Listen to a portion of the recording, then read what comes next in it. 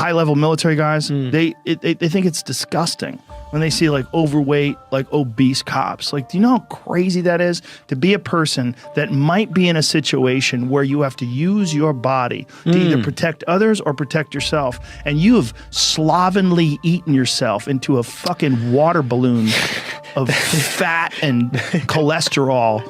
That is interesting. And corn syrup, you fucking slob. There's police-related Instagram pages that sort of highlight that are really well done. One of them is police posts. These cops that post these videos, and it's educational. It just shows people. First of all, it's educational to other police officers because a lot of them, they talk about what went wrong here, situational awareness, why this officer got in trouble, what you should do, and how this officer handled this in an incompetent way, or this you should never allow something to escalate to this place.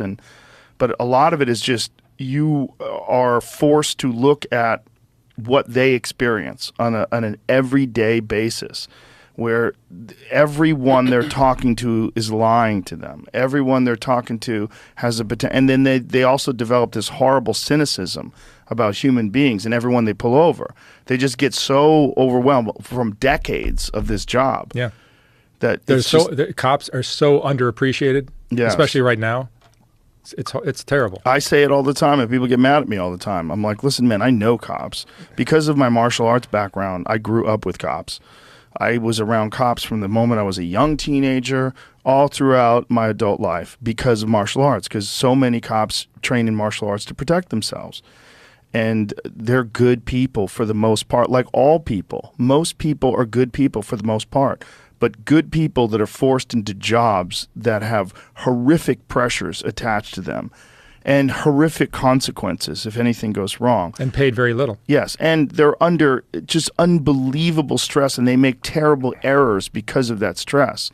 And then someone gets a cell phone video of that, and they post someone planting a gun or doing this, and then everyone thinks all cops do that. No, and you cannot shoot the wrong guy. Right. You cannot ever risk doing that. Horrible video of a grandson, this very troubled grandson who pulled a knife on his grandfather, and while the cops were there, he went to stab the grandfather, and the cops opened fire on the kid and shot the grandfather too.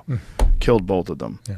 And I'm like, oh, Jesus Christ. And in the police post, this was all about, understanding about accuracy and when to shoot and when to intervene. And it's sort of a step-by-step breakdown for other officers so they can sort of look at this. They told cops that, first of all, cops are they're retiring left and right in New York.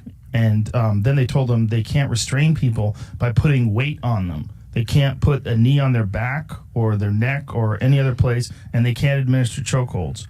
And there's all these jiu-jitsu guys who train cops they're like Henry Gracie put a video on his Instagram page. He works a lot with cops, Jamie, Henry Gracie, and explaining why this is a terrible idea. Like, you can't control someone. It got so far gone in so many of these precincts and so many of these look at this one guy who literally does not know how to grapple, and this cop tries to take him down. And well, do you think there's adrenaline and Adderall in a person that is that? I think that cop didn't know what the fuck he was doing. This is the thing. These cops don't. They should all be. Andrew Yang said it best. He said every cop should be like a purple belt in jiu-jitsu. He's right. Everyone should know, or judo or something. They should know how to wrestle, how to defend themselves. There's not clear-cut solutions. And the problem of law enforcement, to me, is akin to the problem of education in that there's not a lot of money in it, but it's an incredibly important part of the world, incredibly important part of our society. Yeah. But yet the people that do it don't get paid well. Right. Some police officers can make a really good living if they do a lot of overtime. Right. That is true. But also, you got to think about what are you talking about? You're talking about someone literally giving up 80 hours a week of their life to make that kind of money. Officer wellness, that's one of the things I recommend against. Is overtime. Yeah.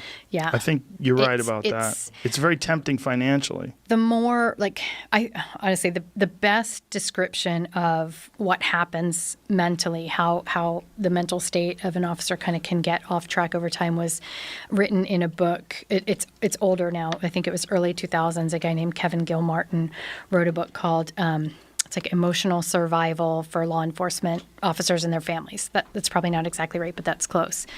Best book I've ever read on police mental health. And he describes in such an easily digestible way what happens with police officers and their mental state, right? He talks about, normal humans, we live between the lines. Like, this is a normal state of alertness and functioning. So we all are kind of in here. When you're on the job and as a police officer, you've got to live in this state of hypervigilance. Like, you're on, you're alert, you're looking around, you're always ready and, sort of energized, a little bit of adrenaline flowing. And so they have to live up there. And that's our bodies are meant to do that for short term. That's our nervous system, parasympathetic nervous system kicks in, we're up, we're alert. And you stay up there. And then when they come off the job, it dips down. But instead of going back into that like middle zone, the normal zone where most of us are functioning, kind of going about normal level of energy, they dip down below, because once you've been on that high, kind of that rush while you've been on the job, your body needs to recover. So it goes down into this low state. And while it's down there, again, this is your nervous system's kicking back in, you're recovering, you're out of that beast mode, and you don't feel great. You're tired. You kind of want to be alone. You want to get isolated, detached, and a lot of cops kind of go and retreat when they get home, and they need that go to my cave time. Mm-hmm. Your body can recover from this. So the cycle for cops is that they're up, and then when they come home, they go down. And it usually takes the body 18 to 24 hours to get back into the normal zone. Great. So if we did that one day and then we dip down and recover, we come back. But what happens within 24 hours? Well, you go back to work again. So what happens for cops is they're up, then they're low, then they're way up, then they're low. And that's not the way our bodies were made to function. You're in this state of hypervigilance for so long, it starts to wear on you. It wears on you physically. It wears on you mentally. It wears on you emotionally. And you never get that recovery time to get back to a normal state. So they constantly are in this like shorter and shorter fuse. Yeah, tense and alert. And it sort of just wears on you over time. The other thing it does that, cops are notorious for having kind of trouble functioning at home if they're working too much and they're so into it, that on tense state feels good. You're energized, you're alert, you're active. And then when you dip down, you don't feel good. So they start associating home with negative feelings and work with positive feelings. Oh, wow. And so then what do? They crave work more. So they go take overtime shifts and they hang out with other police officers and they start to kind of become their police self and they lose their personal self. And so this is, I love Gil Martin's book for this, and I've recommended it to any officer that I've come across if they haven't read it, because it really beautifully explains this cycle and kind of what it does over time. And he also goes on to recommend, well, how do you, and what the long and short of it is at the end, if you stay in that and you lose too much of your personal self, you become that burned out, bitter, angry, going to snap and, and make a bad decision kind of place. So how do you resolve that? You've got to protect your personal self. You've got to keep from getting hard and bitter and becoming too much of that police self. And so one of the things is you protect your off time and you use it. You engage, you do the things you love. You don't give up your hobbies. If you have a family and kids, you do things with your children. You have to get back into the real world. So you remember that the real world is out there. Because if you are only in that state where all you're seeing is the things that cops see, which is negativity and stress and horror and trauma and angry people and hurt people and victimized people, if that's all you're seeing and you're spending all your life in that state, you forget what happens on the outside. I think it's really hard to understand from the outside looking in. I've told millions of people this story that I got a little bit of a taste of it from my years before I went into the academic route and I was working in the prisons and forensic hospitals. And so here's maximum security setting, being a young, small female in a maximum security setting, I'm surrounded by offenders who are mentally ill. It's not an easy gig, and you got to really you got to be in that state of hypervigilance. And so after a few years of that, I didn't notice it was having any effect on me until I was working at a federal prison at the time, and one of my college roommates came to visit me, and we were hanging out and having a drink or whatever and joking, and after a while she was like, "Hey, Nance," I was like, "Yeah." She's like, "You're different." I was like, "What are you talking about? I'm not different. What? Like, no, I'm not." She's like, "You're really hard." I'm a little bit scared of you. And I was like, Whoa. what do you mean? And she's like, you're just kind of hard. Like, and I thought, no, like when she said that, it really kind of struck me. And like 2 weeks after that, I went to visit my sister. And at the time she had young kids. And I remember sitting outside watching somebody playing a ball game and looking at all these families. And I remember having the thought, like, what are they doing? Why are they all so happy? Don't they know of what all that's going on? Don't they know about all the horrible people aren't they scared to be?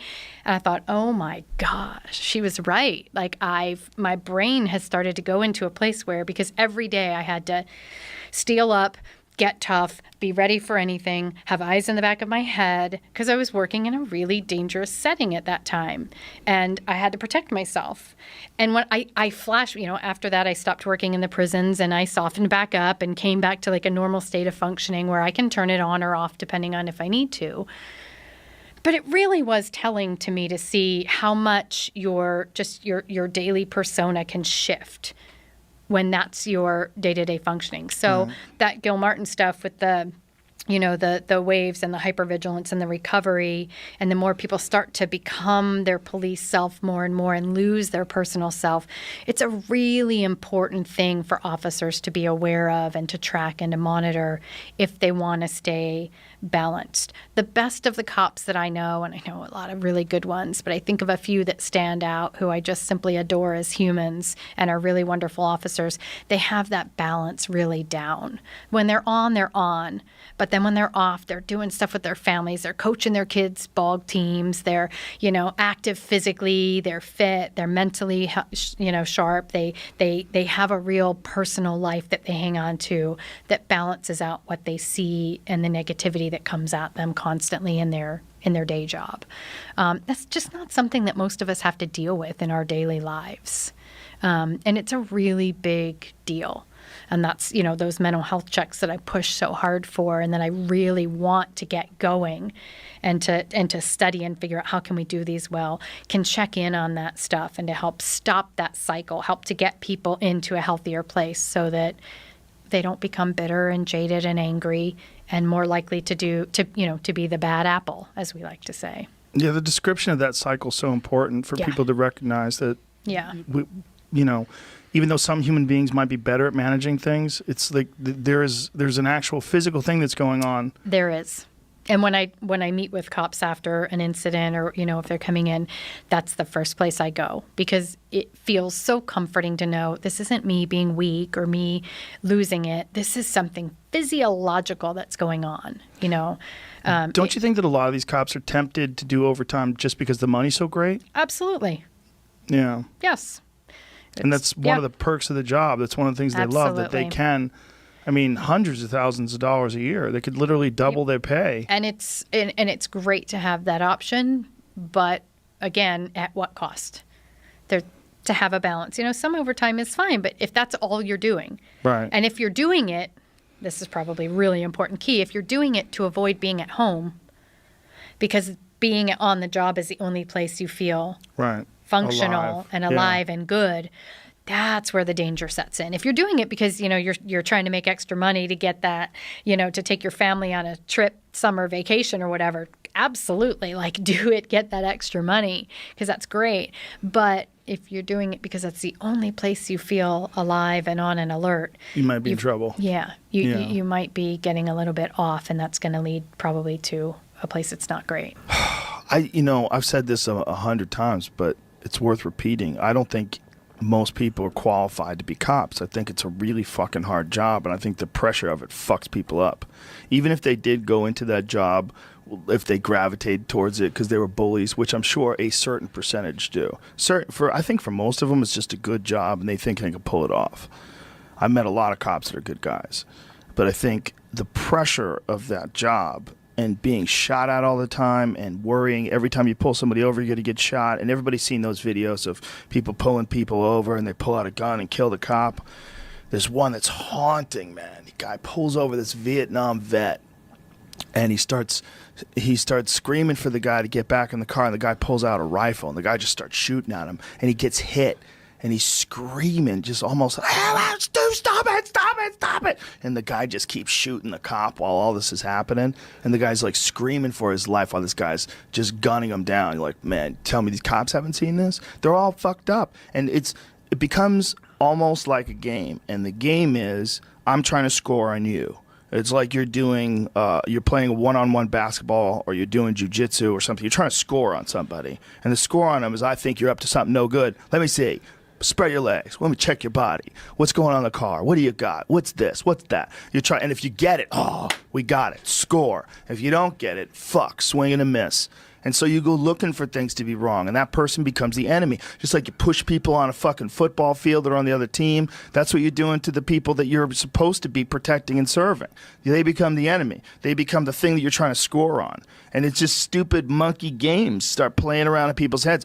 And I think almost nobody's qualified for that. I know a very few, like Big John McCarthy, the UFC referee. He was a cop. Fucking greatest guy you ever want to meet, the nicest guy ever. But he's also a big giant dude who's not intimidated by people, and he has a good way of calming people down, relaxing people. But he's very sensible, like very normal. And he was a cop his whole life. He was a cop for many, many years. It's just a fucking impossible job, man. Every day you're dealing with crime. Every day you're dealing with murder. You're dealing with people beating their wives. You're dealing with kids that get hit by cars. You're dealing with just the most horrible shit. I think it's the LA Police Department. If you look at the LA Police Department compared to the racial makeup of LA, they're pretty equivalent, and they're pretty equivalent on purpose. They do that for a reason. So you got to get that. You got to continue to build those relationships so that we talk to one another. We actually communicate with each other, because anytime, I'm allowed to sit over here in my area and you're sitting over there in your area, we're building animosity. We build that kind of animosity between each other, and now the littlest thing. I mean, there was a woman that was killed in Minneapolis like 2-3 years ago. Do you remember this one? Yes. Female, yes. Like a yoga instructor. Called the police. Called the police to report a disturbance. The police showed up, and there's no video, no footage. She gets killed by the cops. It's insane that these things happen.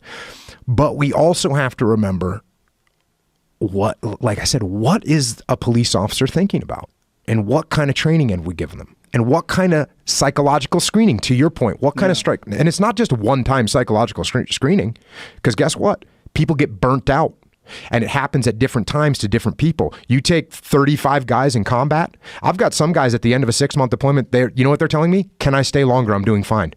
You get 1 month into that deployment, and you've got other guys that are saying, hey, do you need anyone to head home early? Right? That happens. So you think in a police force of 1,000 people, or whatever size your police force is, you're going to have some people that are steady, mentally stable. They can deal with it. They can be in an officer-involved shooting today, and tomorrow they can go back to their job and be perfectly fine. There's other people, they could never work again after they're in an officer-involved shooting. What kind of investment are we making into this psychological health of police? And look, I hope it doesn't sound like I'm sitting here just putting it all on the police, because everyone is playing a role in this. And one of the things that you need to look at as well is how to get arrested, right? There should be a public service course on how you should get arrested. This is what you should do. If the cops are pulling you over, if the cops approach you about something, here's what you should think. One of the things you should think is, okay, this cop may not be bad. This cop may be looking out for my welfare right now. That's a great, hopeful thought. The other thing that you have to think is kind of worst case scenario. This cop might be agitated. This cop might be looking for somebody that fits my description. This cop might have just been in a fight with his wife. He might have just lost a partner. There's a million bad things. Use that scenario in your head. Use that scenario in your head to contemplate how you're going to interact with a police officer, which is, you know what they're looking at? They're looking at your hands. You know why? Because that's where the threat comes from. The threat comes from your hands. So when you're making quick movement with your hands, don't do that. Listen to what they say. Move slowly when you move. This should be public service. The police should be putting out, hey, if you interact with the police, we hate to have to say this, but since our police sometimes are in bad situations, here's some things we recommend and we highly suggest and we beg. We beg that you do this. We beg Because what happens to these cops when they kill somebody? What happens to them? Their lives are just totally destroyed. Well, that was the thing about that guy in Minneapolis. He'd already killed people. He'd already been involved in, I think it's at least 2 shootings, and he had more than a dozen complaints against him. Yeah. Not good. Not good. It's obvious by the end result. Yeah. That's the type of guy he was. It's pretty obvious by the fact that he was able to do that to a man. The guy's literally calling out to his dead mother. You know? I mean, the type of man that can stay on someone's neck while they're doing that when all that guy did was have a counterfeit $20 bill. That's it? This is where when you talk about psychological screening, and that's why I'm saying it has to be constant. Yeah. Because people change, right? And red flags.